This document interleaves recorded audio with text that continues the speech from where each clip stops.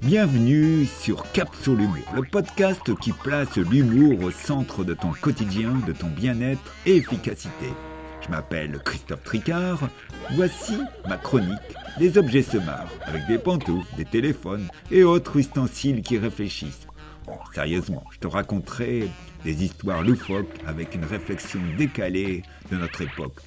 Mon objectif est de te relier à ton imaginaire, donc à ton humour. Joyeuse écoute!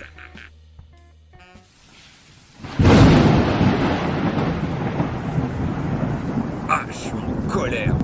Oui, je suis un agenda électronique branché dans un téléphone New Generation qui n'est pas écouté. Est-ce que j'ai un nom ? Bien sûr, on n'est pas chez les sauvages, je m'appelle Oranger. Je reviens d'un voyage cool avec mon propriétaire. Qui est mon boss ? Pierre, il travaille dans le marketing digital. Il vend des objets, des trucs ou des services ou je sais pas quoi avec ses doigts. Pourquoi je suis méga en fureur électronique ? Je vous explique tout. À son retour de vacances, mon patron me l'avait promis. Pas trop de rendez-vous, des réunions, de Zoom le premier jour. Blablabla. Ses résolutions ont coulé encore plus facilement que le Titanic devant des petits glaçons. À peine rentré, mon stressé de chef m'a flanqué un train d'enfer. À l'aube, après m'avoir éclaboussé avec son thé au gingembre, il m'a calé un entretien à 7h du matin avec un client polonais. À 9h, mon avatar de propriétaire a fait un live avec sa langue sèche avec des vrais personnages virtuels. Il est trop fun quand il essaye de parler anglais avec son accent breton. Même les cochons industriels auraient envie de se barrer en l'écoutant. À la pause de 13h, au bar Le Taquet Rapide, il a écouté son pote Eric, un commercial toujours hyperactif dans la vente des meubles en bois pour jardin. Même la nuit, et dans ses rêves, ce tueur de la vente réussit à écouler chez sa femme des sièges, des relax. Ok, je m'égare. Je reviens à mon discours de rentrée. À peine bu, les paroles de son pote, mon mentor de patron, a couru assister à une réunion. Là, sa direction lui a expliqué les nouvelles normes et ratifications. Je connais mon Lascar, il a lancé de belles phrases pour dire qu'il a compris ses prescriptions à venir. Oui, j'ai bien enregistré la variante de l'ISO 9000, a-t-il déclamé comme un avocat en fin de carrière. Car ses neurones de marmotte, d'après Papa, étaient en train de penser aux siestes de ses vacances.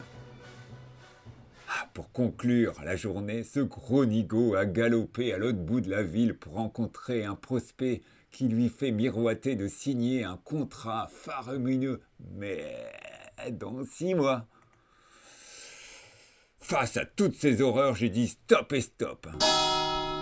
Incognito, en tant qu'agenda électronique protecteur de sa e-forme et de sa e-bonne santé, je lui ai incrusté des changements ou des bons virus dans son emploi du temps.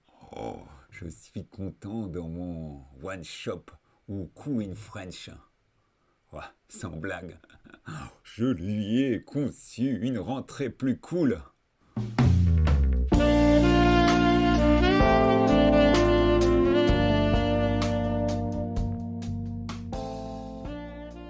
Premièrement, je lui ai prévu un rendez-vous avec une de ses collègues, une certaine Marie, une RH d'un style nouveau. Avec sa douce voix, cette demoiselle lui a parlé des résolutions positives comme ne pas se précipiter comme un fauve sur la moindre tâche. Pour continuer, j'ai impulsé à mon boss un cocktail de bonne humeur que j'ai lu dans un article du site réussirmavie.net. C'est sage, mais drôlement efficace, préconise de stopper la vitesse. Le journaliste écrit que lutter contre le temps ne sert à rien. Il faut apprendre à vivre à ce que les musiciens appellent tempo quisto, la bonne cadence. en allant vite lorsque notre activité l'exige et en se ménageant des pauses dès que l'on peut. Pour finir son marathon quotidien, je lui ai prescrit une séance de massage. Un talentueux kiné ostéopathe s'est occupé de son dos et de sa barrette de mémoire enfouie dans son crâne qui bug souvent. Après ce moment réparateur, mon apprenti en zénitude a retrouvé sa compagne. Et là, croyez-moi, ces retrouvailles ont été magiques. Au lieu de lui expliquer, comme l'année dernière, que sa rentrée a été salement pourrie, qu'il a côtoyé des gens à l'arborescence à août, subi des ordres fatigants et débiles, il a déclamé à sa belle qu'il était frais et dispo, prêt à commencer une seconde journée, et surtout prêt à changer de mode de fonctionnement. Moi, j'étais heureux d'avoir activé une nouvelle carte graphique du bonheur, de voir mon patron devenir un super homme, un Dalai Lama, Loma ou Lama, je sais plus, bref, un animal de ce type. Oh là là là là là là, le temps passe, je vous laisse, je dois m'occuper de bidouiller l'emploi du temps professionnel des jours à venir de mon Newman. Et après, j'irai me recoucher.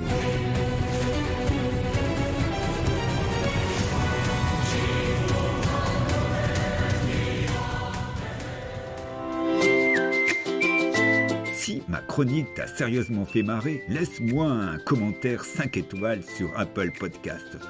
Tu peux aussi t'abonner à ma chaîne sur Spotify. Tu es le bienvenu. Et si tu as des questions, contacte-moi sur humour-o-travail.fr. Je te donne rendez-vous tous les mardis pour découvrir un nouvel épisode des Objets Semars.